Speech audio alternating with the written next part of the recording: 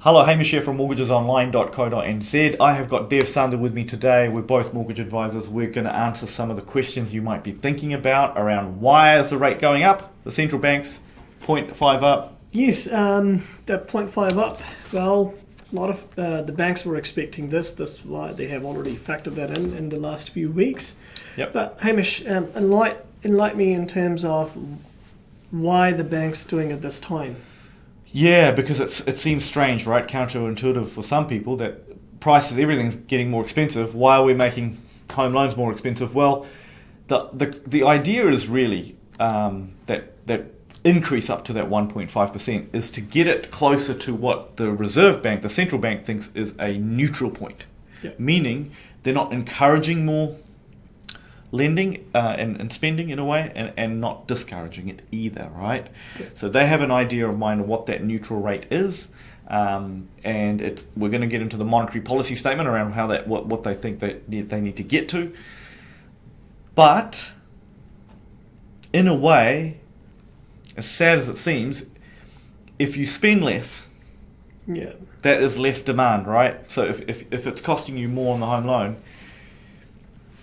you're gonna be spending less on goods and services, so there'll actually be less upward price pressure. Sounds a bit crazy, but that's reality. Yeah, but as of now, basically hospitality is struggling with the demand. That if let's say, for argument's sake, we say we need, if people spend less, and then obviously the things would be less demand as well. Yep. But as of now, in order to have a better economy, there has to be a fair. It has to be, to yes. ratio. And look, there's two things that's a very important kind of way of thinking. But so in some sense, compared to the rest of the world, because there's other things going on as well, the commentary from the Reserve Bank, underlying strength remains in the economy, supported by sound balance sheets, continued fiscal support, and strong export earnings. So at the moment, if we have, because part of what's happening is where are we compared to the rest of the world, Mm-hmm. right? So Yeah. if we're looking okay, right, and we've got a good strong New Zealand dollar, Yeah. right, then in some sense we are able to pay for things like petrol cheaper, Yeah. right? I mean, it's costing us less. So Mm. yeah, it feels a bit tough, but at the same time, maybe this kind of attitude from the central bank Yeah. is what is helping us to maintain Yeah. a resilient New Zealand dollar. Yeah. What I've noticed is basically that the increase has been a bit aggressive since we came out of the lockdown. And after That's a that. very good point, and I think this is the key thing to remember, is that the last time the central bank rate was this rate, Yeah. 1.5%, was August 2019. Yeah. Is when it dropped to 1%. Okay, Yeah. so before that point it was 1.5%. So in some sense it was just before, not long Yeah. before COVID. In some sense we're just getting back to where we were. Yeah. Because remember that. So now the next part is can we support this, and can we support further increases? Well, the key thing to remember is there's another aspect to that is can we afford not to do this as well? Because the other kind of notes is what we're trying to get to is this is some more commentary there from the Reserve Bank. They agreed that moving the OCR to a more neutral stance sooner Mm-hmm. will reduce the risks of rising inflation expectations. Yeah. Right? And I guess the key thing there is a larger move now also provides more policy flexibility ahead in light of the highly uncertain global economic environment.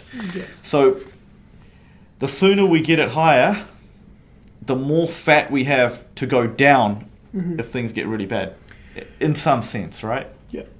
Just as a customer point of view, this is not as a mortgage advisor, but being a customer, my question is basically the house prices are going down, and the banks with the increasing interest rates, it's like a cat and mouse thing. You're trying to chase one thing, and then on the other side the banks increase their rates. Mm-hmm. So we kind of back to square one. If the COVID interest were cheaper, yes, then the market went the other way around. But now the interest rates are going up and the market going downwards. So in terms of what would be your advice in terms of in this situation moving forward for the, let's say, first home buyers? Okay, so these home buyers, these investors, these first home buyers. Look, for first home buyers and home buyers, it's very simple, right? You kind of do what you can when you need to. Interest rates shouldn't matter because, let's face it, in the long run, like nobody ever bought a house thinking the rate is going to be this rate for the next 30 years. That's right. Yeah. Right? Nobody ever thought that. So, and if you're trading up or trading down, then you're dealing in the same market. So it shouldn't be a big difference, right? It's just a psychological like digesting that, hey, I'm going to get less for my house. Yeah. But you're going to pay less for the one you're buying. Okay. True. That's right. So for investors. Now, investors, it depends. If you're a savvy investor, and you're probably getting more ready to purchase if you can, because when it's tougher out there, and there's a bit of a shock, sometimes there's opportunities that present themselves. Most investors, though, as strange as it seems, they wait for prices to go up before they buy. Yeah. It seems strange. A lot of people think they're waiting for prices to go down, but really, a lot of people like to kind of do things in groups, right? So only when everybody else is starting to jump in is when they feel like, okay, I better get in. When it's the perfect time to buy, it's because nobody's buying, right? So, so most people aren't buying in that time. You have to be pretty brave. Yeah.